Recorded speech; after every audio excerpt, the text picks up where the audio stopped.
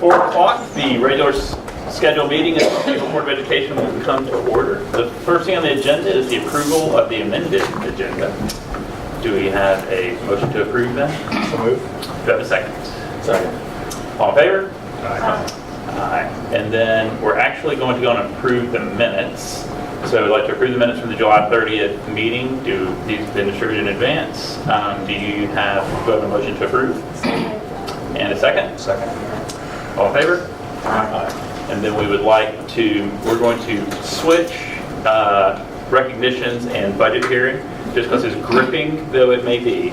We would assume that our students who are going to recognize might not be as riveted by the budget hearing as the rest of us. Courtney's first time, even though it will much better. last weeks, it'll be moving, but we would like to switch those to respect our students. So at this point, we'll move to recognitions. Sorry. Okay. All right. Good afternoon, board. This is probably my most favorite part of my job is an opportunity to recognize the good work of our students and our teachers. So I'd like to start by recognizing our HOSA students and their teacher Hannah Peterson. Will you guys come forward? I want to tell you a little bit about these guys. We opened in the fall of 2016 a health science program in our career and technical education department. And currently we have almost 60 students enrolled in the program. What makes this especially sweet of a recognition is that these 2 students competed as really a brand new team. The health occupation students, which is the acronym HOSA, they take part in community service, leadership conferences, and health science competitions. 9 students from Vestavia Hills High School qualified to compete in the HOSA Leadership Conference in February in Montgomery. And from that place, you were Aaron and Luke, correct? Okay. Aaron Bard and Luke Beard placed 3rd in the forensics medicine category and qualified them to compete at the International HOSA Conference in Dallas. And they both placed 2nd in the forensic medicine category in their first year of competition. So we're so excited and have such great plans for this program. Would you guys like to say anything about your experience? Or Ms. Peterson, would you like to say anything about your I mean, mostly for them, I'm excited for them that they placed 2nd at state, and I'm excited, 3rd at state and 2nd at internationals. But mostly, they're incredible kids. They're incredibly smart. Their schedules are so incredibly tough. With dual enrollment, and they're also members of our marching band. So it's not like they've got a lot of free time on their hands. And they spent a lot of time and self-discipline learning this new material so that they could compete. And most importantly, when they walked out of the room after their crime scene investigation, they said, "Oh, that was fun." And so for me, that's where my pride takes place, is that they had fun and that they had all that self-determination to learn this new material. So proud.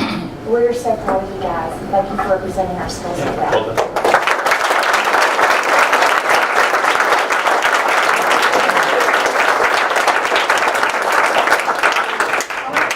To welcome the Vestavia Hills High School math team to come forward. So all the seats are about to get empty back over here. So you guys come on out. I want to say a few things. Mr. Taylor and Mrs. Clifford, come on out. So the Vestavia Hills High School math team placed 3rd at the new Alpha Theta National Convention held in July in Colorado Springs. And this is their highest placement since placing 3rd in 2015. And we had several individual champions as well. 40 Vestavia Hills High School students participated in the competition, and they brought home 82 awards. Would the sponsors like to say a few words about what these guys have been up to this summer? Sure. Beginning in August, we had practices, June, twice a week at night for 2 hours. And we moved on to 3 nights a week for 2 hours, and then I think eventually 4 nights before we left for 2 hours, or as long as we could handle it. And then during the convention, they had 4 days of tests and different events. We had 2 excursions to Royal Gorge and Garden of the Gods when we were there. We had 2 individual national champions with Courtney Flurry and Eileen Liu, who is hiding there. Shane Mackey teamed up with a guy from Dunbar High School in Florida and got 1st place in a test as well. So we had three 1st place awards from there. It was really nice. Every time they projected the top 15 or 20 winners up, we were always there almost. think like maybe 2 events we didn't place in. It was, from the very first night, I was like, we're in 3rd place, oh my gosh. And then I was like, keep it up, because sometimes they'll be in 3rd place and they kind of peter off. But this time, they kept it up and it was just awesome. It really was. Well, congratulations, you guys. Ms. Giffords, you anything? Congratulations, everyone. Great job. Thank you.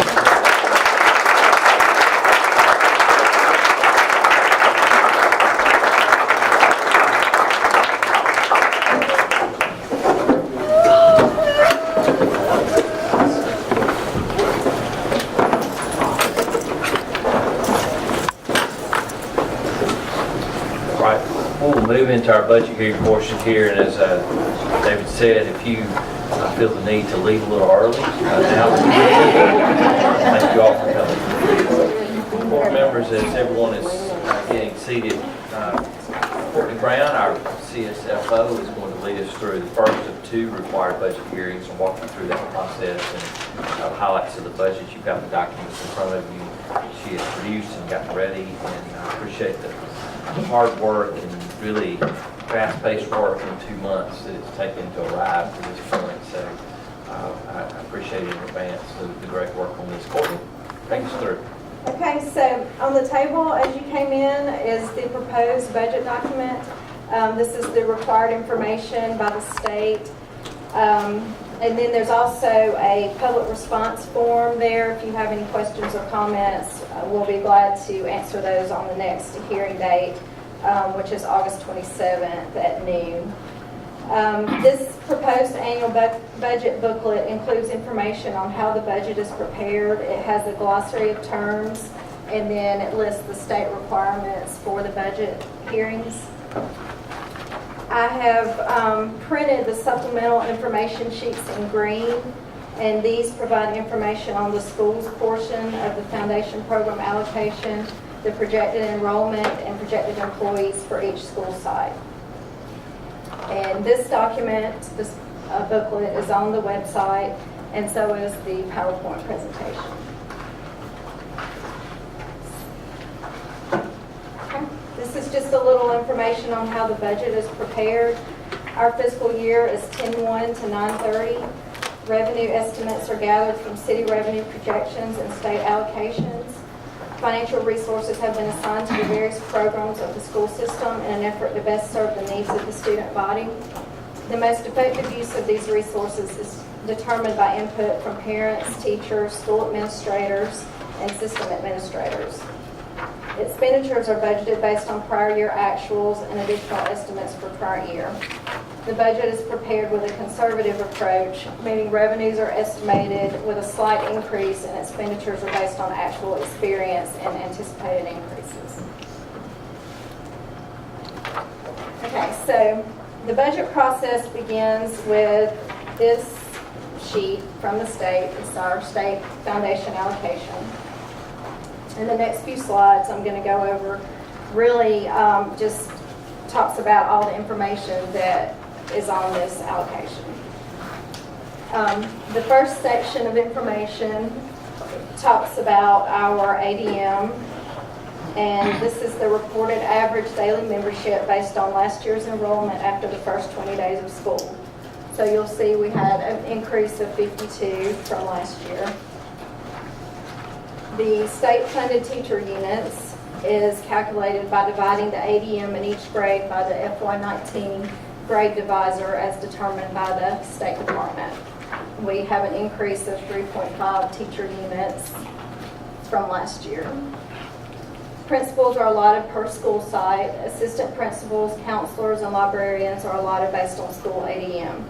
And LEAPS information is the primary information that's used to calculate these foundation program units.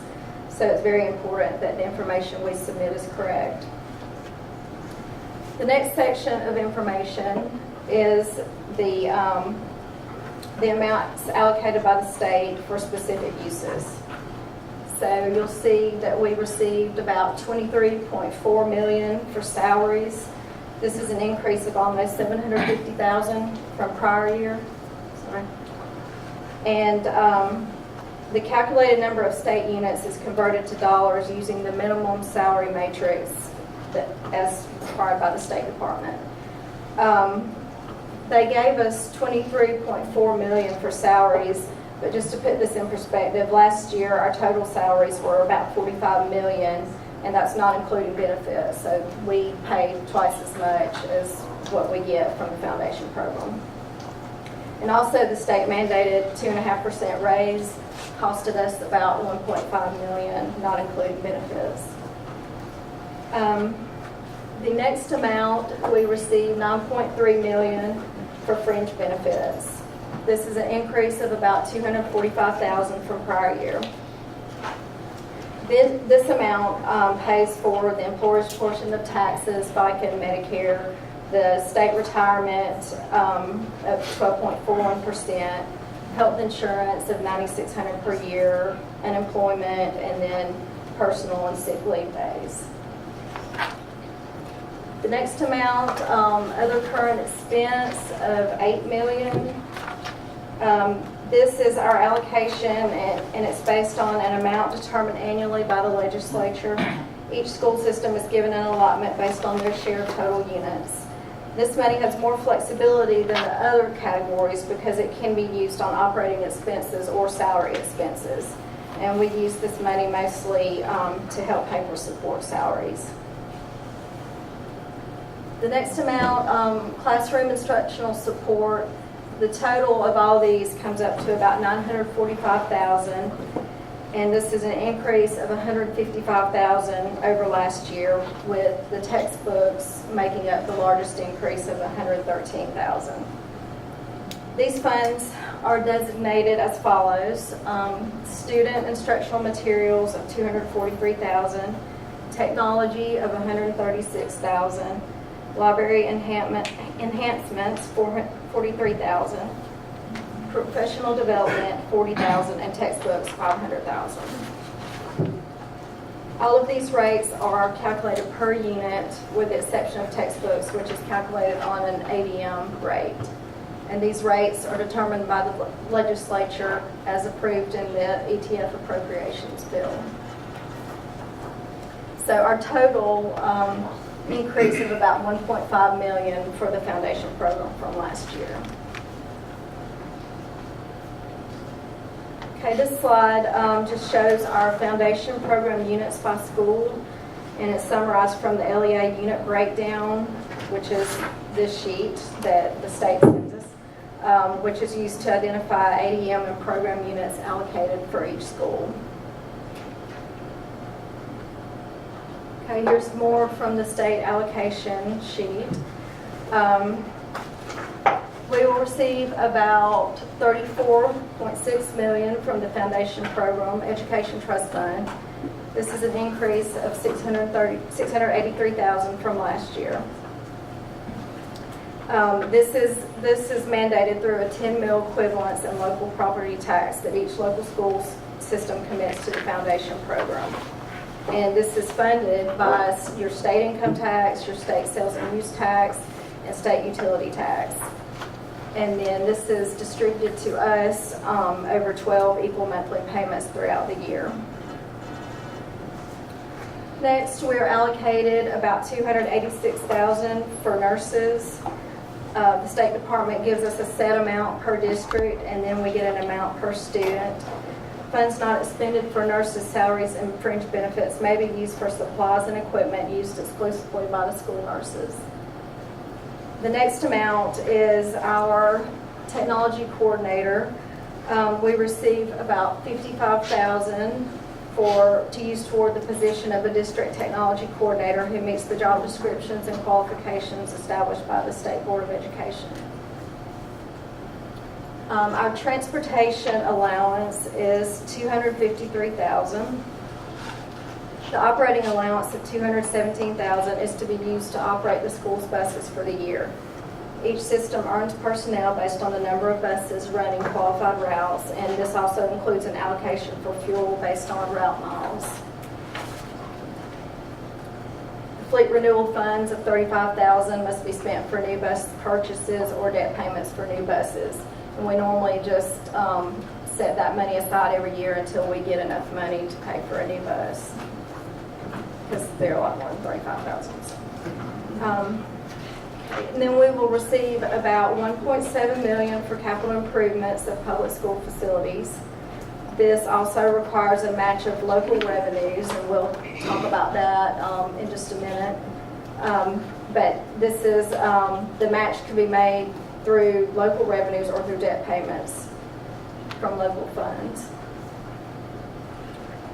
Our at-risk allocation of $60,000 is a statewide appropriation determined by the legislature in the ETF budget. And this is used for students who have been determined to be at risk of dropping out of school or who are performing at an academic level below current grade placement. Okay, so here is our local match that we're required to receive the money that we just talked about. Our required match for the foundation program is $7.2 million. This amount is determined by the assessed value of one local district mill property tax multiplied by 10. And then our match for the capital purchases of $621,000 may be made by local expenditures for capital improvements or debt service payments for capital improvements.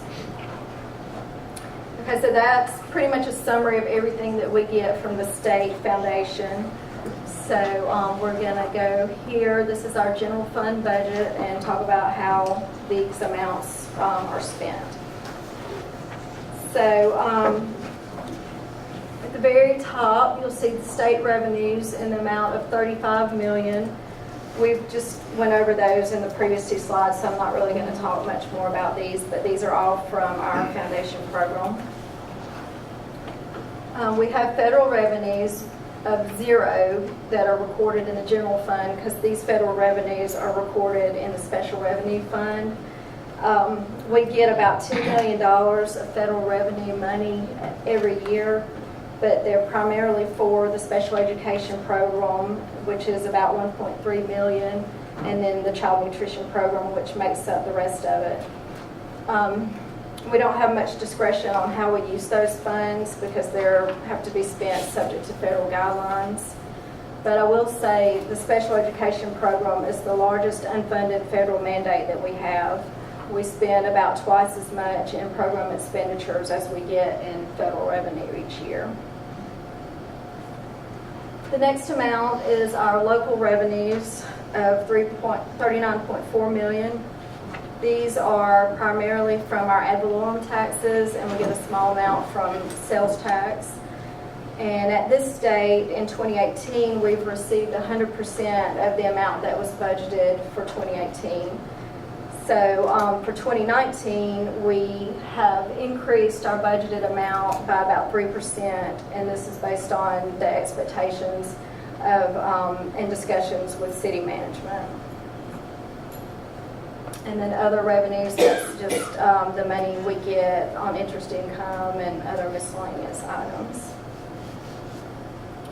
Okay, so for our expenditures, we have about $45 million that we're budgeting for instructional support services.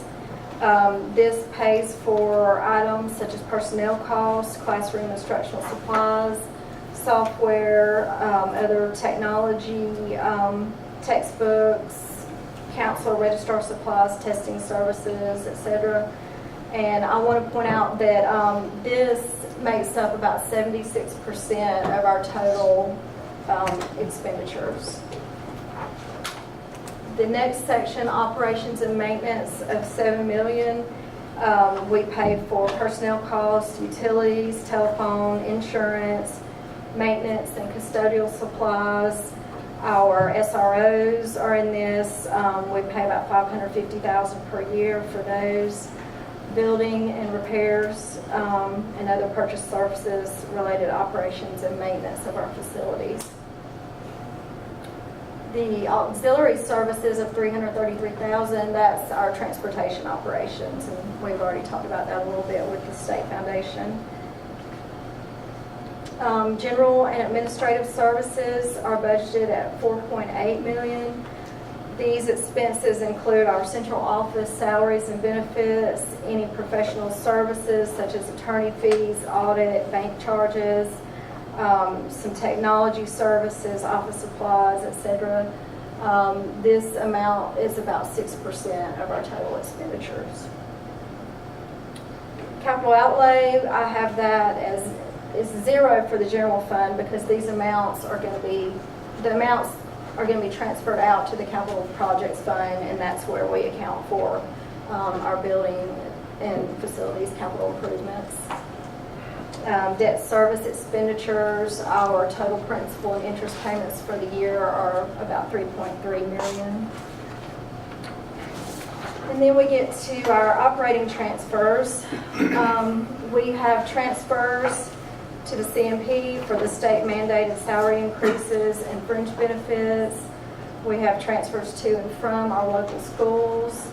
And that would be for transportation services and CIS funds. And then this year, included in that $24 million, we have a transfer out of approximately $22 million to finish our capital projects. So that leaves us with about $20 million under of expenditures over revenue for the year. And we started off with about $32.5 million. This amount represents the revenue not expended during the present fiscal year that we will have available for next year. Although this is a conservative estimate because I think we'll probably end this year a little better than that. So, but anyway, this budget will leave us with about $12 million in reserves, which is about 2 months of 2 months of reserves, and the state requires us to stay at 1 month or have at least 1 month. So we should be over that. Okay, so this slide just shows the variances from our 2018 budget to our 2019 budget. Okay.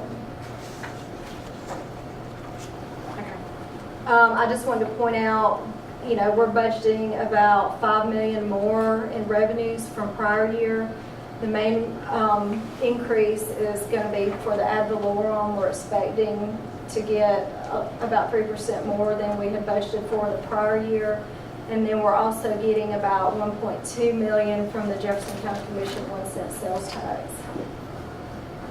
The remaining categories, the variances are basically from the state mandated 2.5% raises, the salaries and benefits, and then we also had step increases this year.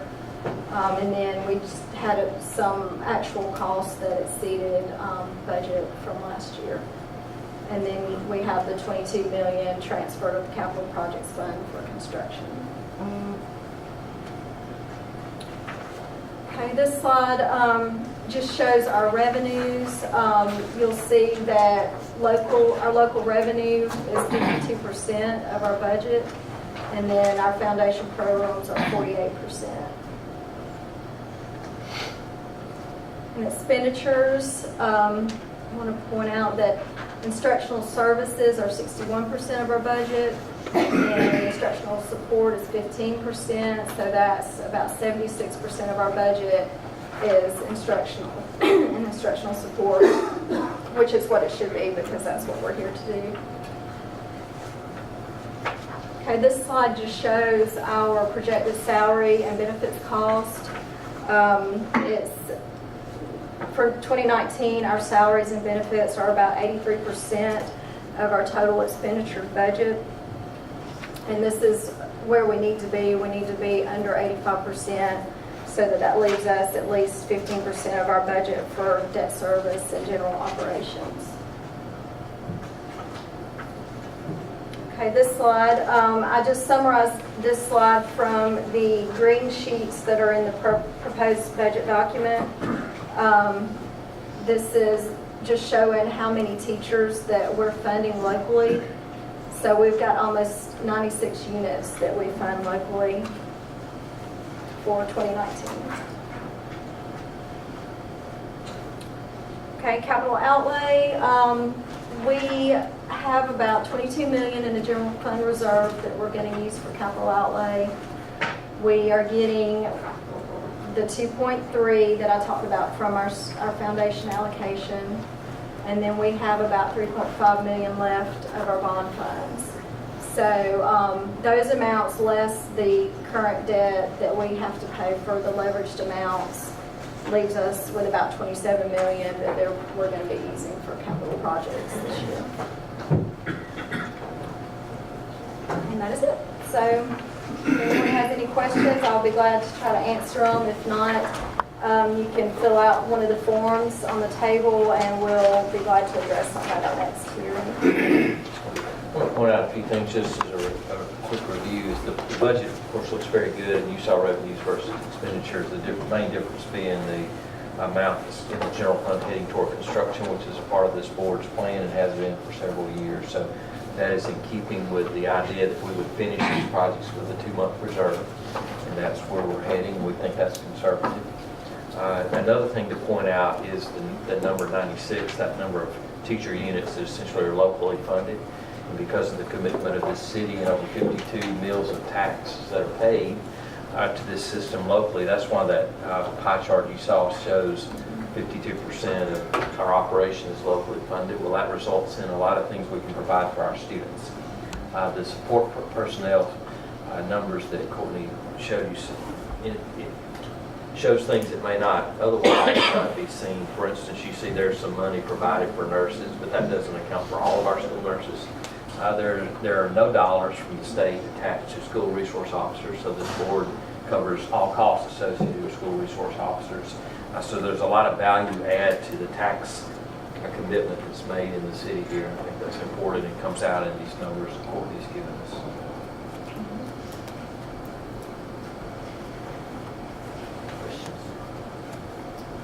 I think the city picks up part of the cost for the SRO, is that all right? I thought we were reimbursed part of that. All the insurance stuff?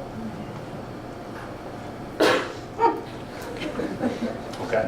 They do a lot of, I would say, in-kind things with the program that wouldn't show up in a dollar value, but certainly beneficial. Right. Thank you. Right. You've got this full document for your perusal. Questions, I'll take those.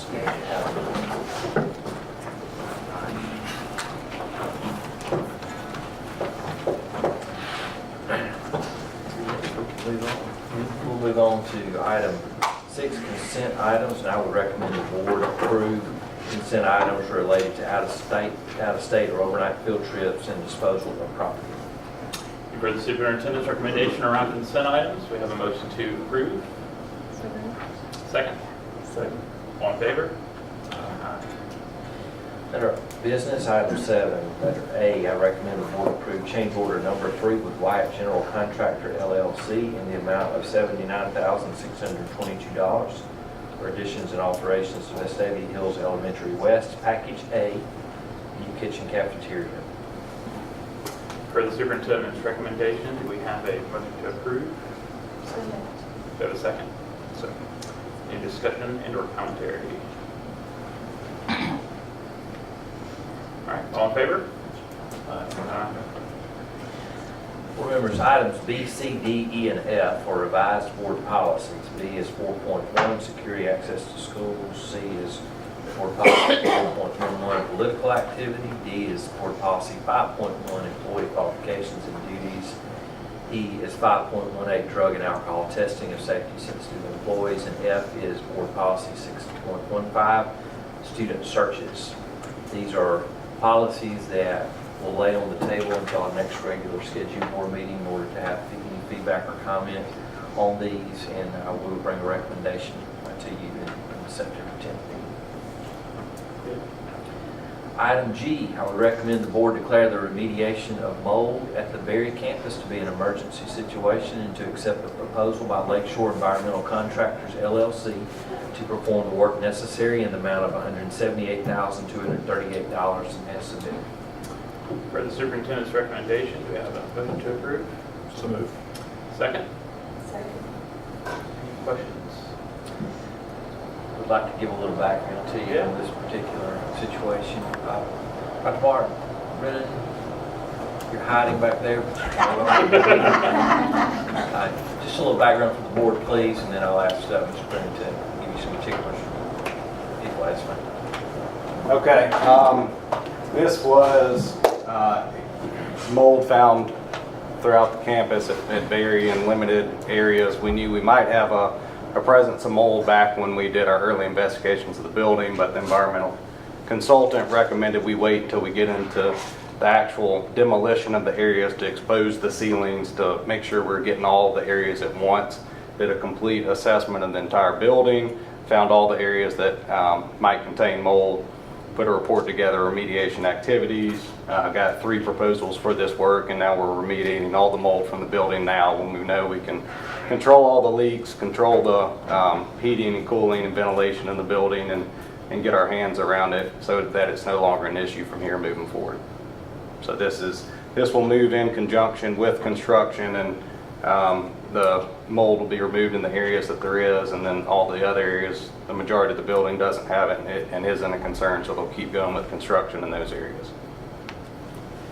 So they found a few spots in the early inspection and then said, hey, let's just treat these at the same time once we start ripping stuff out and identify any of them. Correct, because a lot of those areas were above ceiling, and all the ceilings were in them when our demo package was getting rid of a lot of those ceilings. So we said, let's wait until we can expose it all, make sure we get all the mold at one time.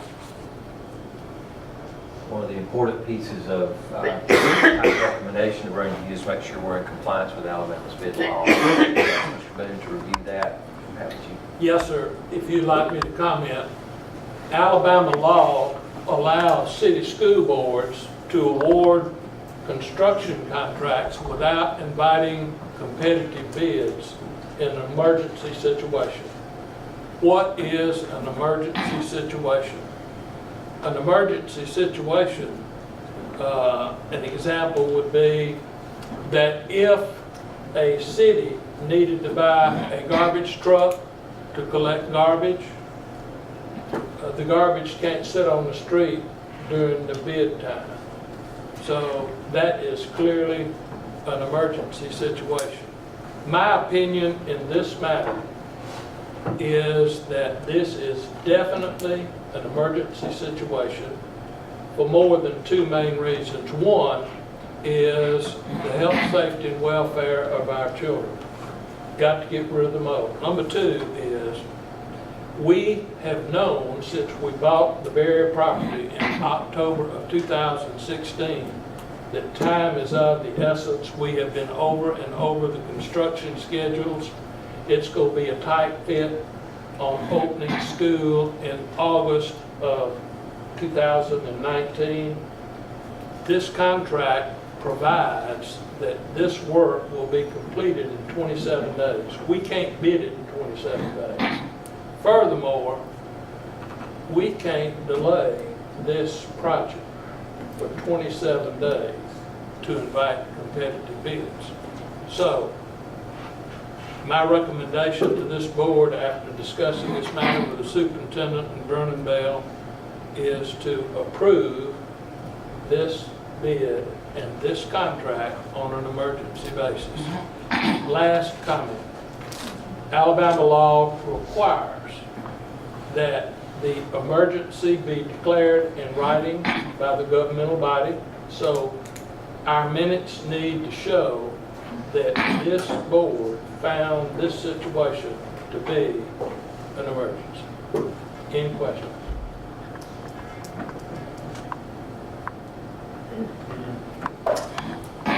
Anything else? All in favor? Item H, I recommend the board approve the contract between Lakeshore Environmental Contractors LLC and the board in the amount of $178,230 for emergency remediation of mold at the Berry campus as submitted. Per the superintendent's recommendation regarding this contract, do I have a motion to approve? So moved. Second? Any discussion on that? This All- fits within our contingency, right? Yes, yes it is. It's a living contingency. So we're not going over by the contract? No, Dr. Martin will make sure we don't. That's right. It's your. All in favor? Aye. Thank you. All right, item 8, personnel. I would recommend the board approve the personnel actions as submitted. You've heard the superintendent's recommendation around personnel. Do we have a motion to approve? So moved. Do we have a second? Second. Any discussion? All in favor? Aye. Board members, before you finish up, I would like to, in the way of personnel, welcome our newest member of the team, our Director of Student Services, Dr. Amy Rainey, joining us tonight. She left the principalship about August 1st and came to see us August 2nd. So welcome aboard. Good to have you here. I will now invite public comment. Please limit your comments to agenda items. State your name and address, and please keep it brief. Do we have any public commentary? Going once, twice. Move Jerry's drink off the little thing I'm just wrapped against here. There being none, this meeting is adjourned.